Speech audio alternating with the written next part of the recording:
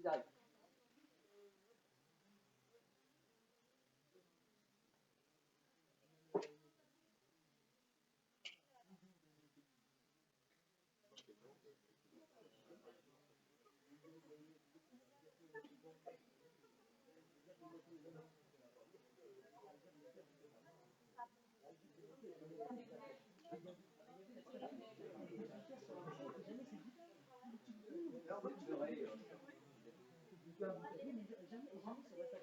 Bon, alors.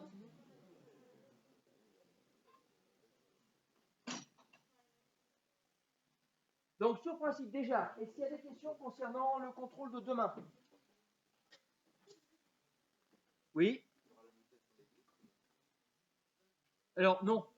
Comme on n'a pas tout à fait fini la notation de Lewis, j'ai expliqué que les choses, qu'on n'a pas fait d'application derrière, et que en plus, vous, c'était uniquement à travers le film, j'ai décidé de ne pas mettre de notation de Lewis dans votre contrôle.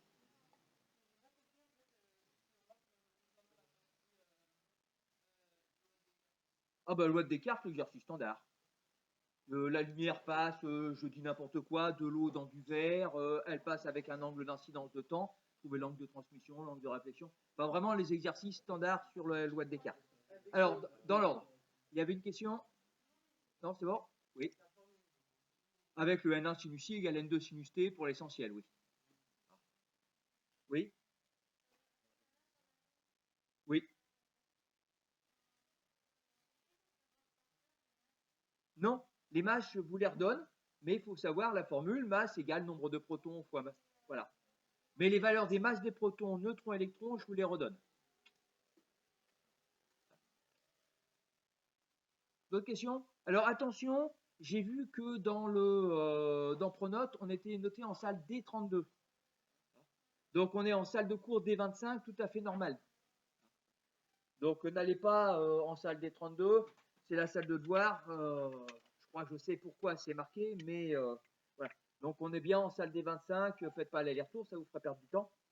N'oubliez pas d'amener le tableau périodique, en plus de la calculatrice et puis les feuilles habituelles. Donc ça, c'est important. Pendant que j'y pense, au terme de matériel, vous avez reçu mon petit mot.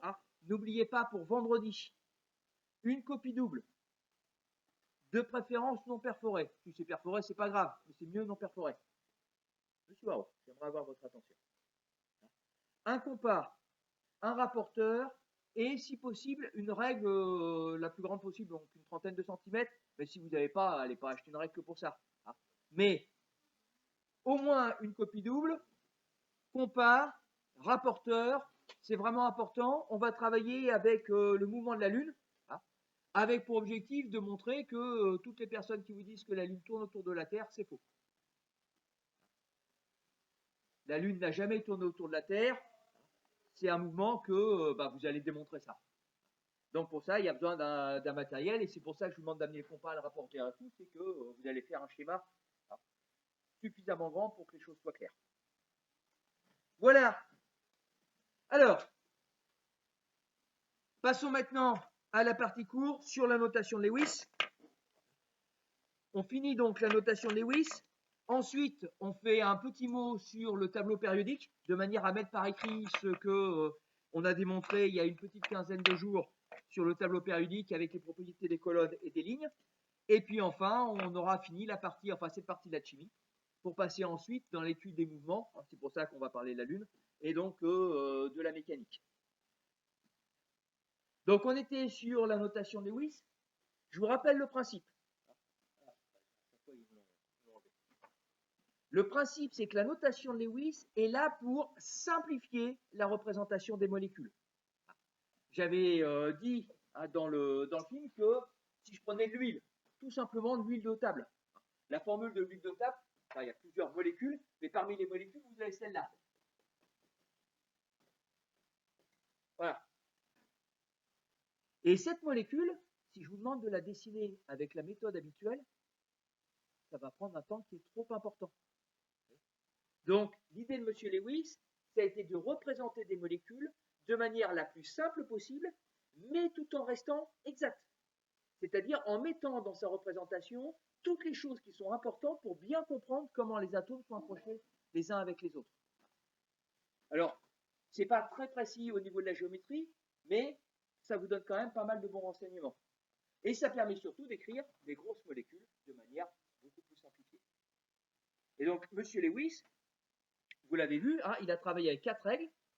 La première, c'est de dire que comme on travaille qu'avec l'essentiel, tout ce qui ne correspond pas à la couche périphérique, on ne les écrit pas.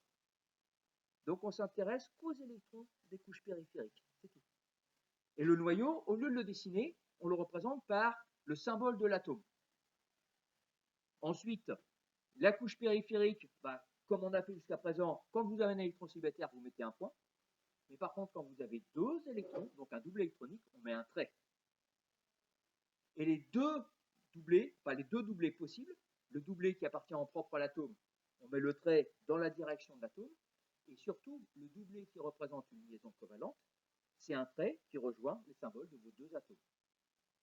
C'est-à-dire, par exemple, si je reprends, alors, pas celui-là, parce que c'est trop important, et même en notation de Lewis, finalement, ça reste quand même assez long, mais si je prends une molécule classique H2O, on l'avait dessinée en structure électronique. En structure électronique, vous aviez l'atome d'oxygène qui était au centre avec ses 2 électrons sur la couche K et ses 6 électrons sur la couche L, avec les 4 célibataires et puis les 2 pour faire les doublés. Et dedans, vous aviez 2 atomes d'hydrogène qui contiennent un seul électron.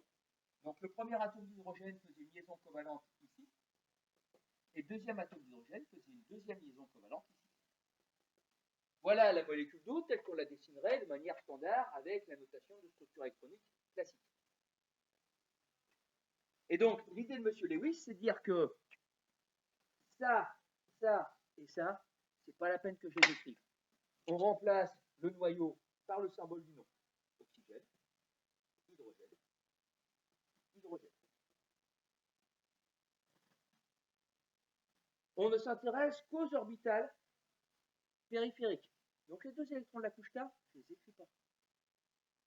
Ce que je vais écrire, c'est les 2 électrons qui sont ici, les 2 électrons qui sont ici, qui sont représentés par un trait. Les 2 électrons qui sont ici, je les représente sous cette forme-là. Les 2 électrons qui sont ici, je les représente sous cette forme-là. La liaison covalente entre l'oxygène et l'hydrogène qui est représentée par ces 2 doublés-là, je représente par un trait comme ceci.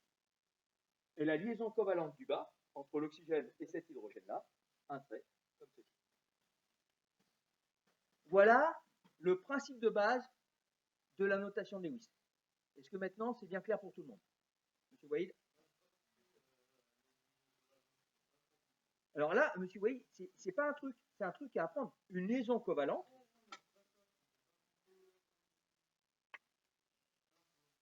Quand est-ce qu'on l'utilise?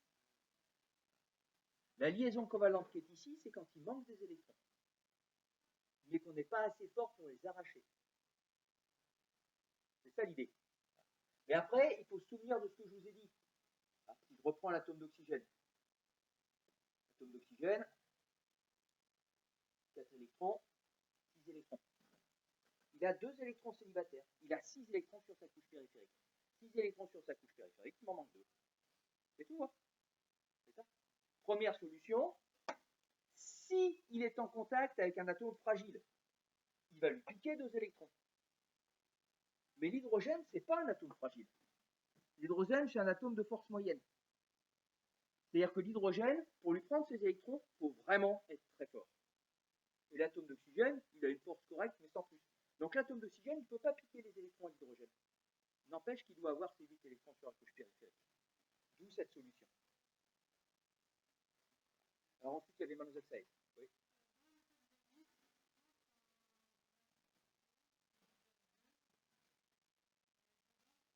Alors, dans la méthode de Lewis, je ne donne jamais d'électrons.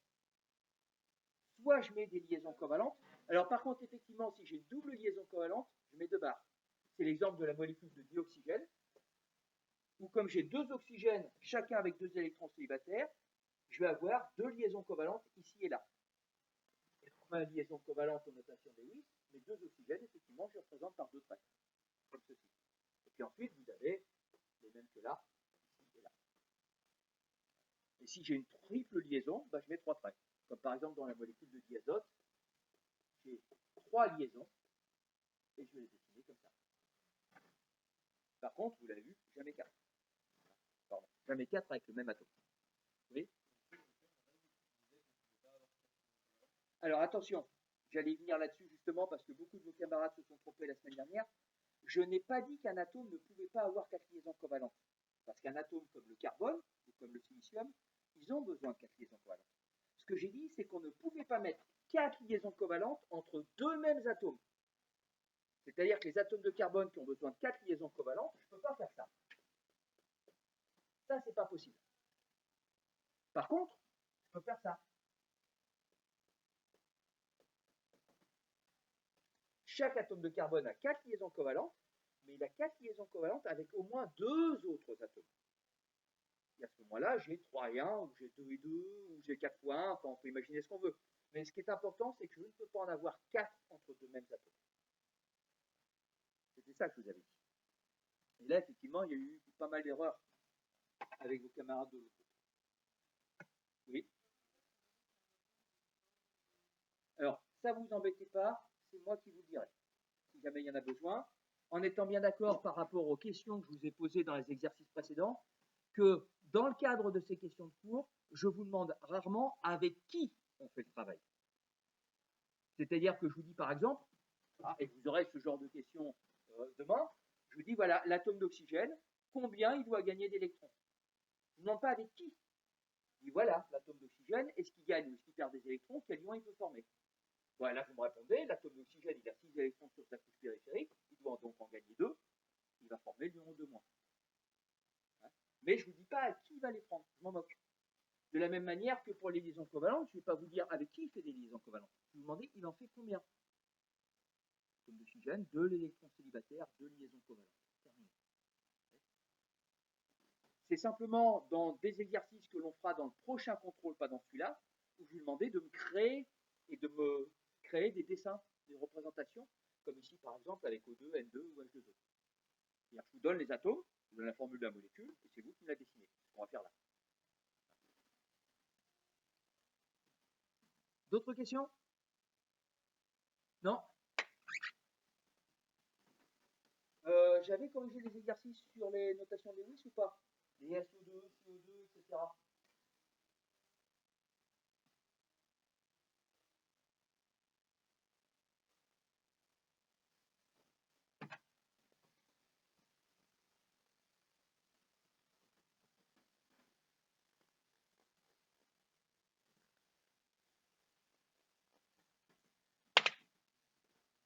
Donc, qu'est-ce que j'avais donné? J'avais donné CO2, SO2.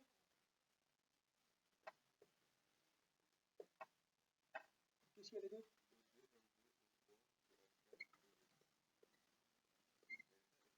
Ah, il y avait CO2. Ouais. Donc, O2, N2, O3, CH4 et CO2. Ok. Alors,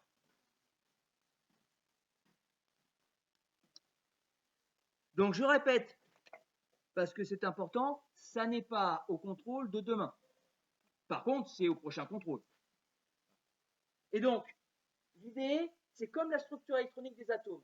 C'est-à-dire que je vous demande de faire le dessin, je ne vous demande pas de m'expliquer comment vous avez fait le dessin. Vous me faites juste le dessin. Donc après, c'est comme toujours, vous avez les choses en tête ou pas. Moi, je vous propose la méthode suivante en étant bien d'accord sur le fait que ce n'est pas du tout une obligation. C'est juste une proposition. Et la méthode que je suggère, c'est avant de dessiner les molécules, d'abord, je dessine les atomes pour voir quels sont les électrons célibataires et comment je vais pouvoir les combiner. Par exemple, ma première molécule, c'est O2. Là, avant de dessiner la molécule de O2, je dessine 2 atomes d'oxygène.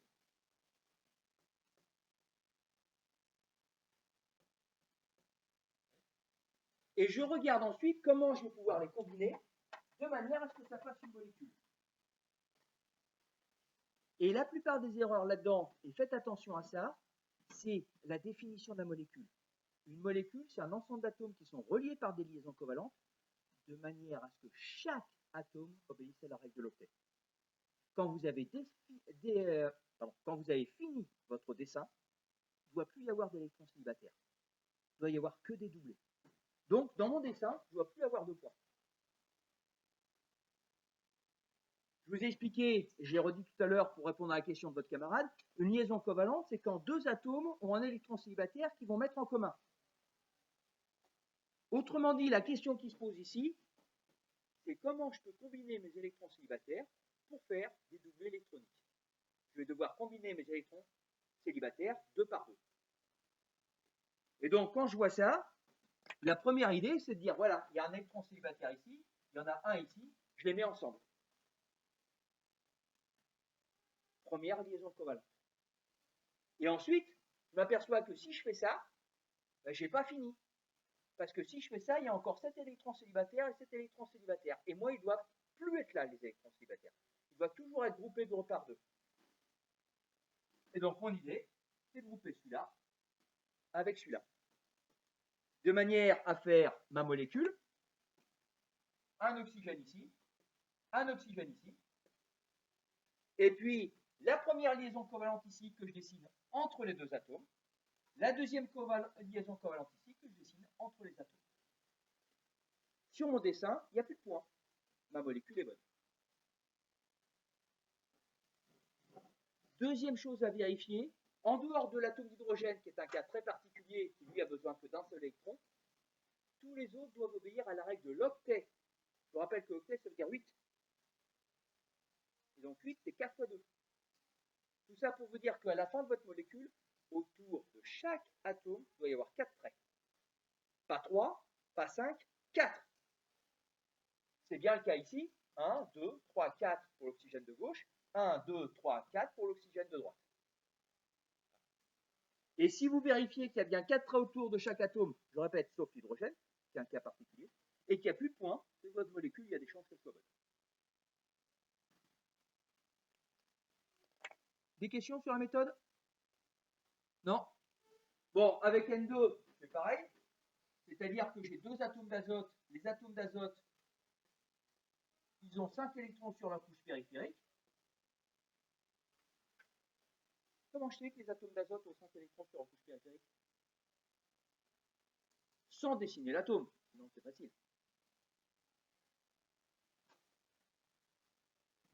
Oui. Ouais, mais ça présuppose déjà, mais vous avez raison. Mais il y a un tout petit peu plus simple. C'est pour ça que je vous ai demandé d'amener vos tableaux périodiques. Vous vous rappelez, tous les atomes d'une même colonne ont le même nombre d'électrons sur leur couche périphérique. Et ce nombre d'électrons, c'est le numéro de la colonne. Donc sur mon tableau périodique, je regarde l'atome d'azote et je vois qu'il est sur la colonne numéro 5. Donc s'il est sur la colonne numéro 5, c'est qu'il a 5 électrons sur la couche périphérique. Sur le fond, je me moque complètement de savoir dans ces exercices combien d'électrons a l'atome d'azote. Seul le nombre d'électrons sur la couche périphérique m'intéresse. Donc je n'ai pas besoin de dessiner leur structure électronique. Juste le tableau périodique et ça me va. D'accord sur le principe? Bon, une fois qu'on est d'accord là-dessus, je dois combiner les électrons célibataires deux par deux et on voit chaque atome d'azote a 3 électrons célibataires. Donc je vais faire simple, hein. Celui-là je vais combiner avec celui-là, celui-là je vais combiner avec celui-là, et celui-là je vais combiner avec celui-là. Ce qui fait que mon atome d'azote, il a ces 3 liaisons covalentes avec l'autre atome d'azote.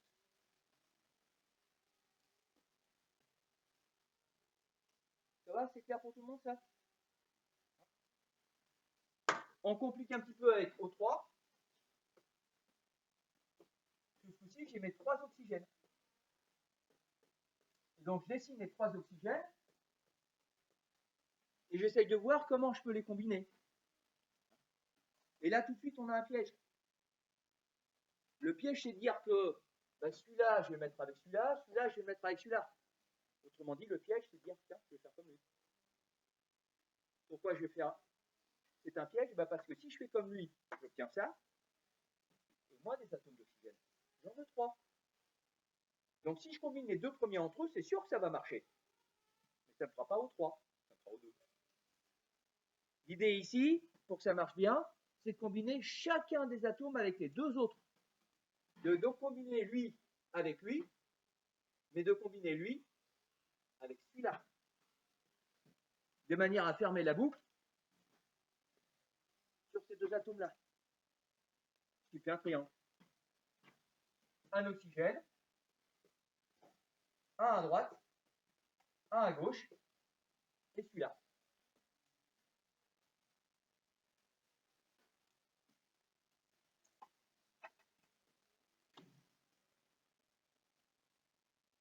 Ça va, c'est bon? Ensuite, CH4, un carbone, 4 hydrogènes. Carbone, colonne 4. Donc 4 électrons sur sa couche périphérique, et on sait que 4 électrons, c'est 4 électrons célibataires. 4 hydrogènes, les hydrogènes c'est facile, ils n'ont qu'un seul électron.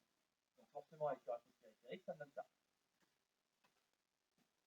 4 électrons célibataires pour le carbone, 4 atomes d'hydrogène avec chacun un électron célibataire. Je pense qu'on a tout de suite l'idée de combiner les hydrogènes avec chaque électron célibataire de carbone. Lui, il va aller là, lui, il va aller là, et ainsi de suite. Pour donner un carbone central, et sur chaque célibataire, je mets un hydrogène.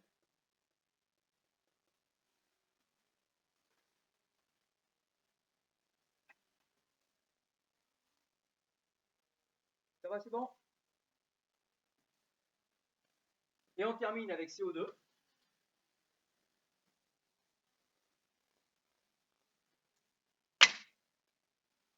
CO2 avec un carbone qui est sur la quatrième colonne, 4 électrons. L'oxygène, comme on l'a vu tout à l'heure, est sur la sixième colonne, c'est-à-dire 6 électrons, 2 doublés, 2 célibataires. Et l'idée, c'est de voir que l'atome de carbone a 4 électrons célibataires et que les oxygènes en ont chacun 2. Donc les 2 du premier oxygène et les 2 du second oxygène, ça me fait 4 électrons célibataires.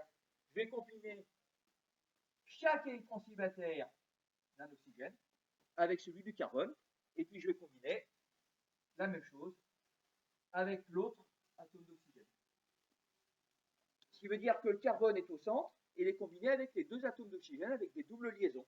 Ça fait ceci.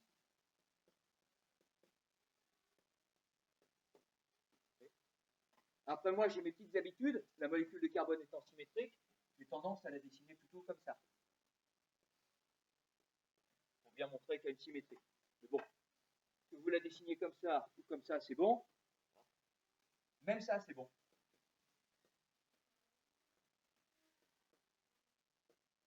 Ouais, si vous voulez la dessiner comme ça marche. Ça ne correspond pas à la réalité de la molécule, mais la réalité de la molécule, vous ne la connaissez pas. Donc vous me faites un dessin, du moment qui respecte les règles de l'octet, ça me va bien. Est-ce que sur les principes de base, c'est bon pour tout le monde? Ouais. Allez, on complique un peu alors. Deuxième application.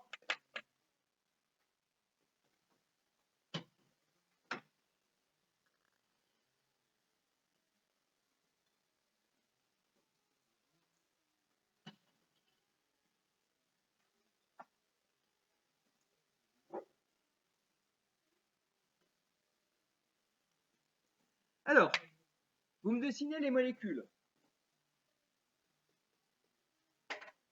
CH4O, C2H4O, et je vais compliquer avec une des plus dures que je puisse vous demander, C3H6O2. Ah bah oui, oui. Donc vous me représentez en notation de Lewis ces 3 molécules.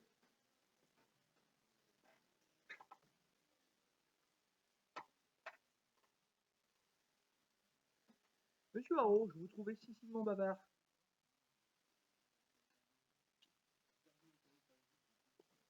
Il faut le retrouver, hein. Ou alors vous en faites une photocopie d'un autre.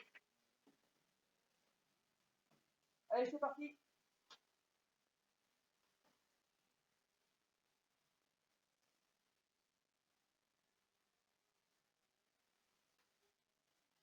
Donc là, c'est tout simple si vous avez le tableau graphique.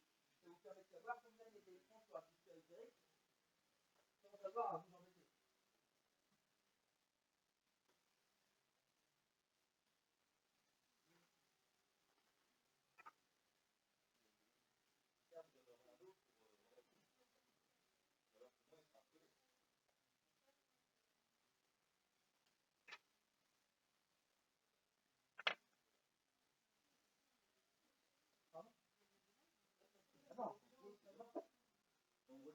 le TP sur le mouvement de la Lune. Oui.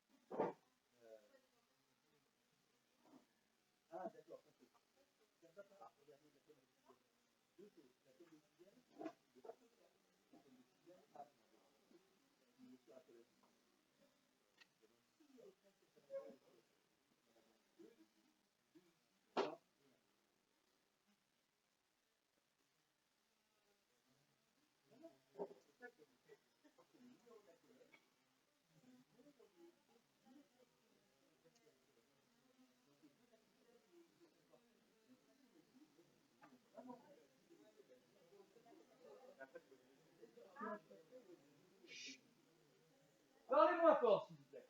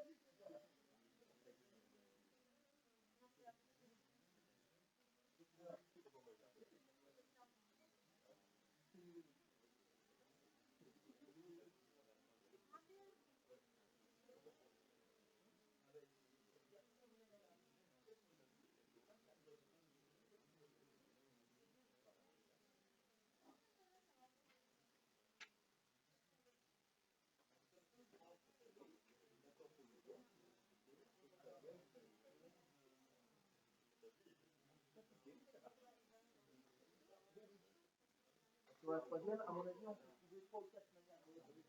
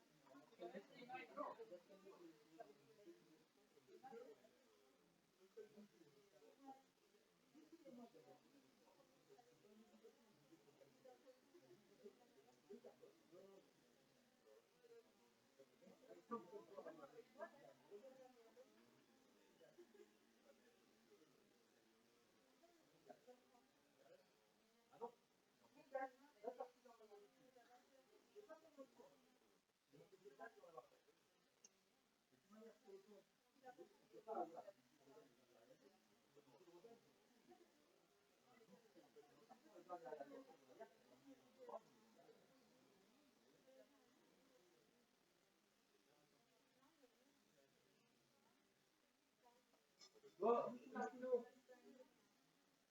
je ne dis pas sur ce que vous voulez faire, mais je dis sur le nom.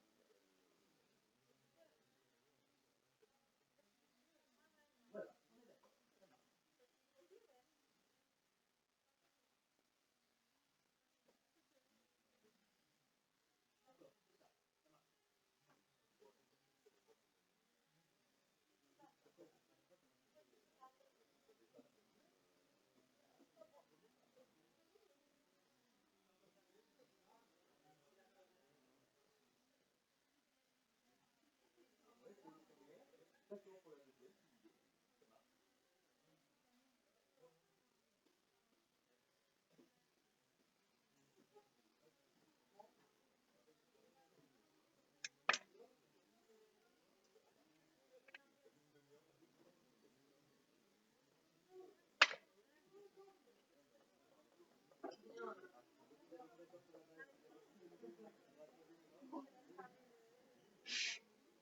Je vous trouve trop bruyant.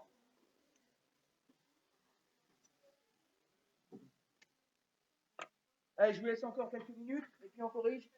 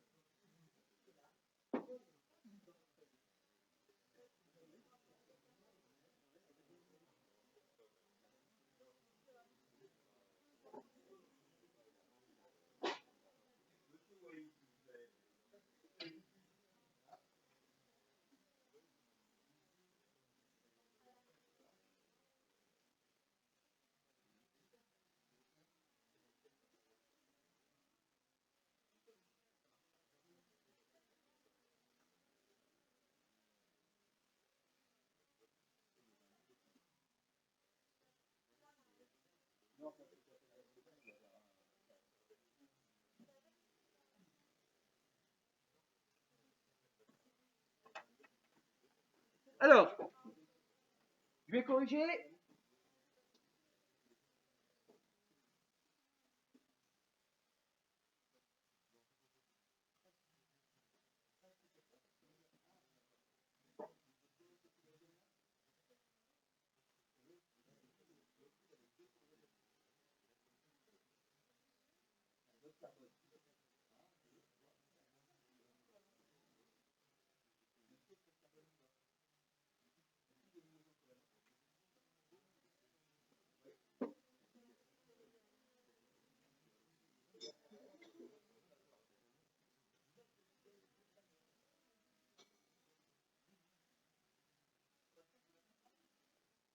Alors,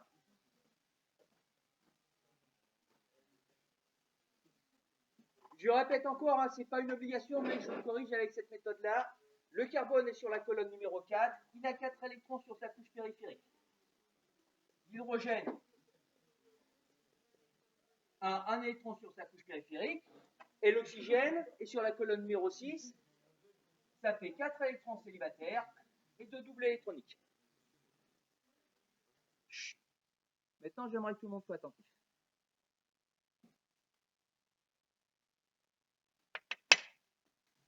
Je dois combiner tout ça. La première idée, c'est de combiner les 4 hydrogènes avec le carbone. Vous êtes nombreux à avoir fait ça. Et ça marche. Presque. Ça marche parce que j'ai bien une molécule, c'est la molécule CH4 qu'on a vu tout à l'heure. Sauf qu'il manque l'oxygène. Alors, je vais vous donner un petit truc. C'est pas un truc de chimiste, hein. Mais de toute manière, c'est pas grave, je suis pas chimiste. L'oxygène, si on regarde, il a 2 électrons célibataires. Donc l'oxygène, il peut faire 2 liaisons covalentes.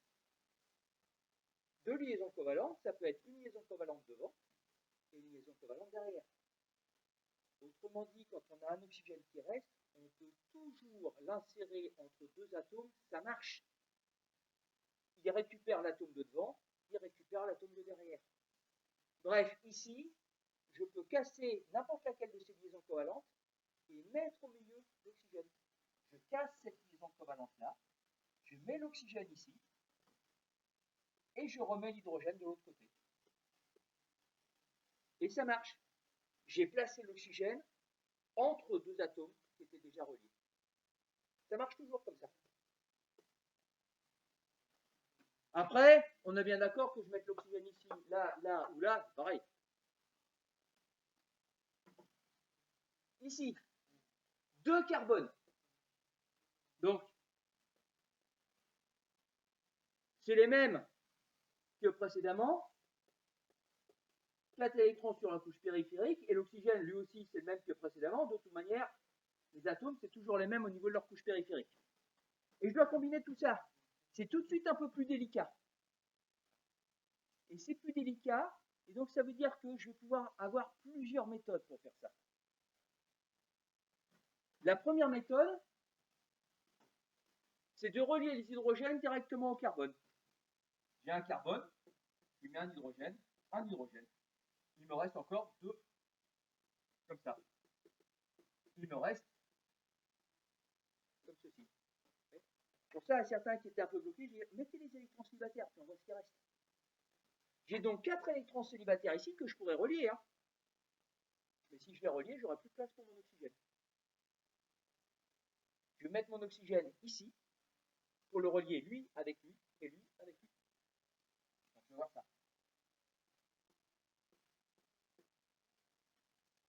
Et puis il me reste ces deux-là.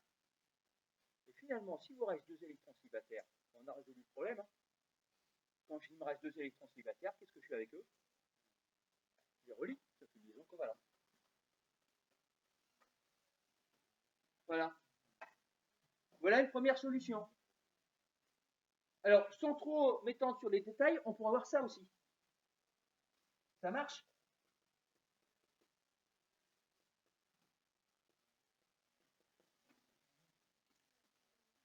Oui. J'ai arrangé autrement. J'ai fait une double liaison covalente carbone-oxygène, puis ensuite j'ai complété. Je pourrais faire ça aussi. C'est-à-dire que, au lieu de mettre une seule liaison covalente entre mes carbones, je peux en mettre 2.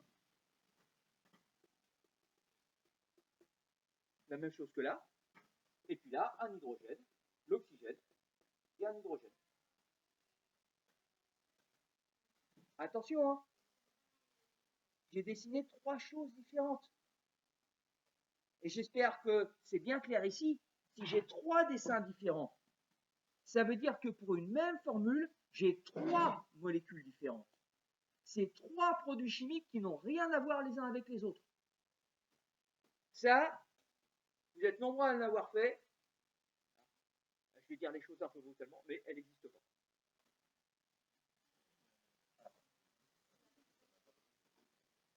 Hein?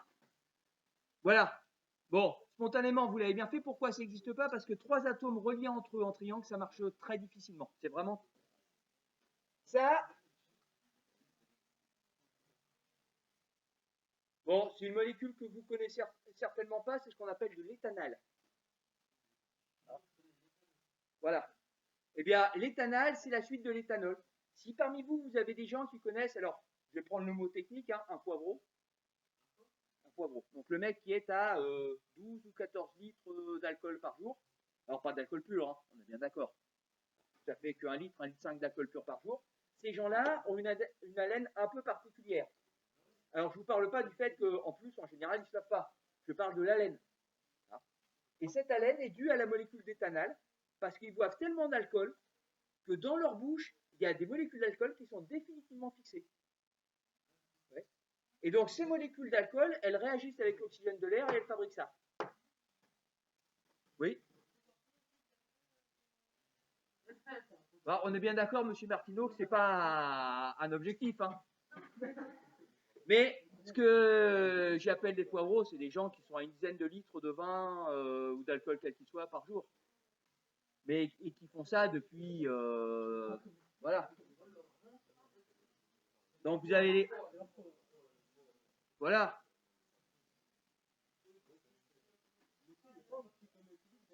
Pardon?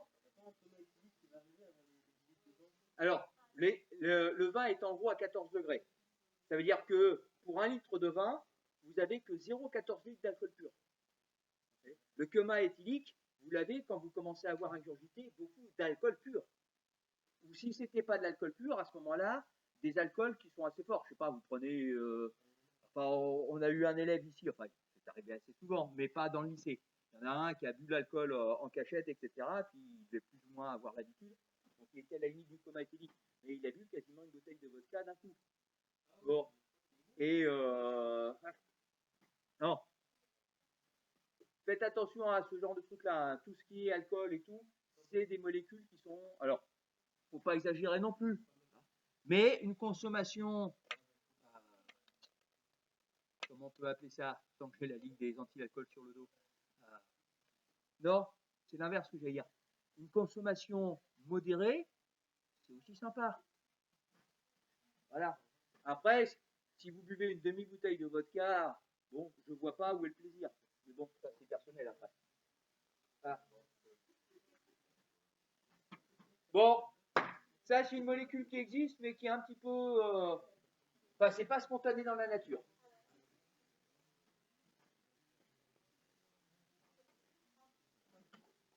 Bon, alors... je vais avoir du mal. Ici. Chut. Soyez attentifs. Dernière molécule, c'est... je ne vous demanderai pas beaucoup plus. Le maximum d'atomes que je vous donnerai dans un devoir, c'est des molécules avec 10 atomes, pas plus. Celle-là, on est à 11 atomes, c'est déjà un petit peu trop en fait. Vous avez vos 3 carbones.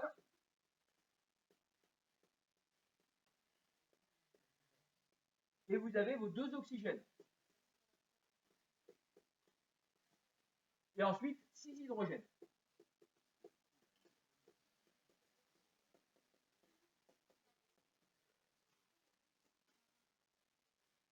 Alors, il y a plein de possibilités. C'est à vous ensuite d'avoir de l'imagination pour récupérer ça. Par contre, il y a des règles, comme je vous disais.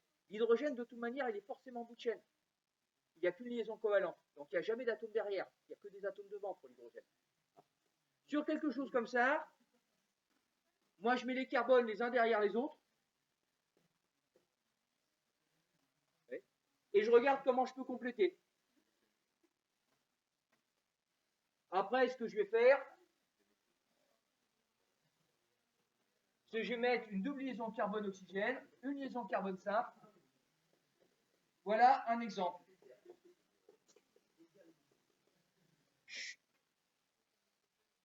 Non seulement vous parlez, mais en plus vous parlez suffisamment fort pour que je vous entende. Et ça, c'est pas normal. Voilà un exemple. C'est pas le seul, hein. Vous avez au moins 6 ou 7 formes différentes possibles. Oui. Alors après, dans la nature, il y en a qui existent spontanément et d'autres qui n'existent pas. Et après, derrière, moi, le seul critère, c'est pour ça que tout à l'heure, je vous disais, avec ceux qui avaient fait un espèce de triangle là, le seul critère pour moi, c'est est-ce que vous obéissez aux règles de la notation de Lewis ou pas?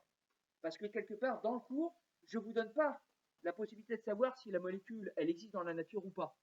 Donc pour moi, ce qui est important, c'est que vous me faites un dessin, ça respecte les notions de liaison covalente, de molécules, et donc la notation de Lewis. Et quelle que soit la forme de molécule, si vous respectez l'ensemble, ça ira bien. Après, derrière, je pourrais très bien compliquer un petit peu les choses, et je pense que dans le prochain contrôle, c'est ce que je vous demanderai, en vous demandant non pas d'en dessiner une, mais de dessiner 2 formes différentes, par exemple. Vous voyez? Ou avec des molécules comme ça, éventuellement 3 formes. À vous de trouver. Voilà. Est-ce qu'il reste des questions? Non? C'est bon, monsieur. Alors, on termine notre paragraphe de chimie, je vous l'ai dit, avec le résumé de ce qu'on a fait sur le tableau périodique. Donc, c'était un grand 7, c'est ça? Non. Molécule, c'était un 6 ou un 7? Molécule, c'était un 6? Un 5? Ah. Alors, grand 6. Tableau périodique.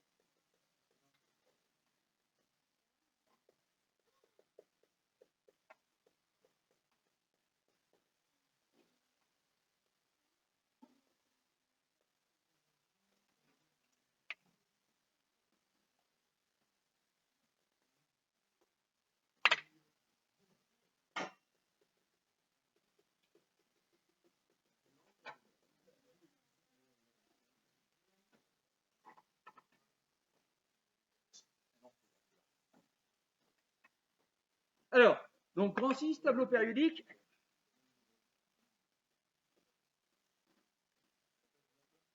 Alors, je vous ai mis Mendeleïev à côté tout simplement parce que c'est le synonyme et que je vais vous le faire écrire dans la définition. Mais écrivez pas tout de suite. C'est juste pour que vous ayez l'orthographe parce que c'est les noms russes, ça. Vous écrivez un V et en fait, ça se prononce F. C'est bon, tout le monde y est? Alors, propriété.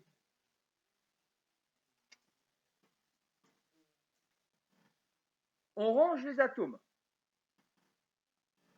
On range les atomes dans le tableau périodique. On range les atomes dans le tableau périodique.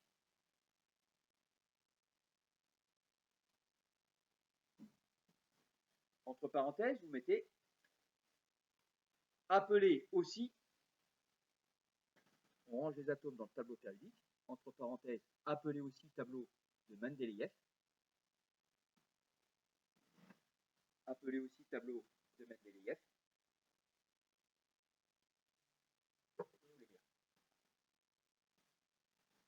Donc tout simplement du nom de la personne qui l'a inventé le tableau.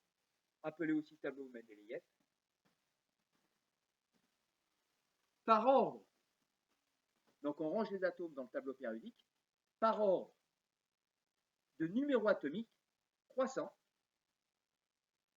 Par ordre de numéro atomique croissant.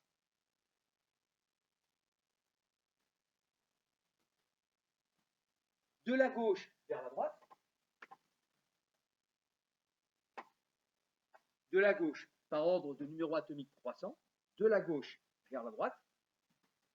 Où est-ce que je vous ai perdu, mademoiselle Tardif? Fermé. Par ordre de numéro atomique croissant. De gauche à droite. Et de haut en bas. par ordre de numéro atomique croissant, de la gauche vers la droite et de haut en bas. 1, 2, 3, 4, 5, 7, 8, etc. On continue. Tous les atomes présents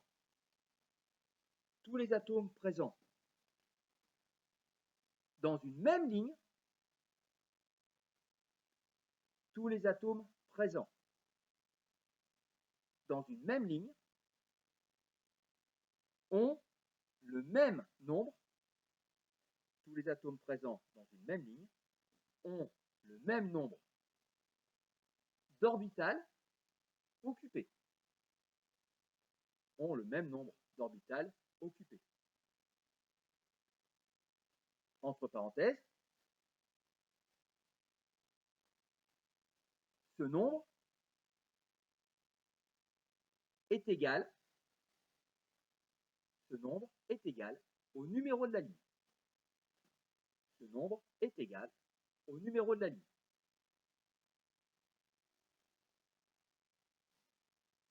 Tous les atomes de la deuxième ligne ont 2 orbitales, tous les atomes de la cinquième ligne ont 5 orbitales, etc. Très objectivement, ça ne sert à rien. Mais comme ça que ça marche. Et enfin, dernière partie, celle qui est importante pour nous. C'est bon, tout le monde y est? Tous les atomes d'une même colonne,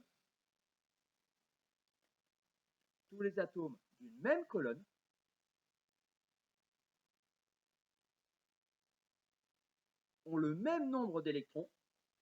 Tous les atomes d'une même colonne ont le même nombre d'électrons sur leur couche périphérique. Ont le même nombre d'électrons sur leur couche périphérique.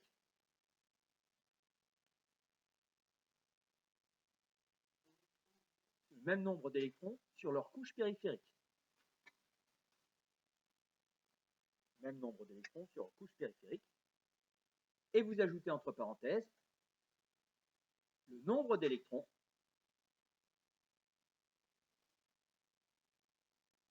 entre parenthèses, le nombre d'électrons est égal au numéro de la colonne. Le nombre d'électrons est égal au numéro de la colonne.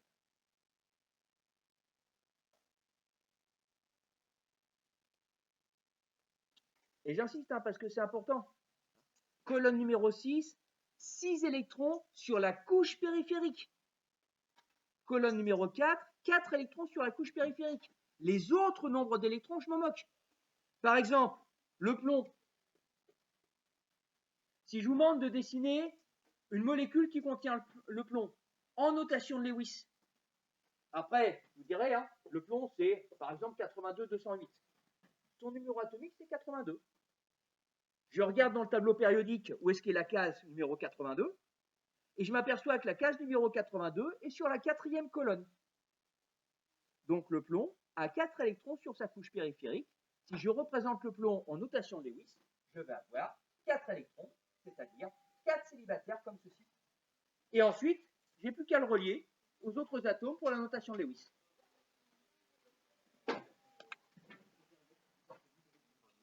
Donc, n'oubliez pas ce que je vous ai précisé, le contrôle de demain, c'est en salle D25.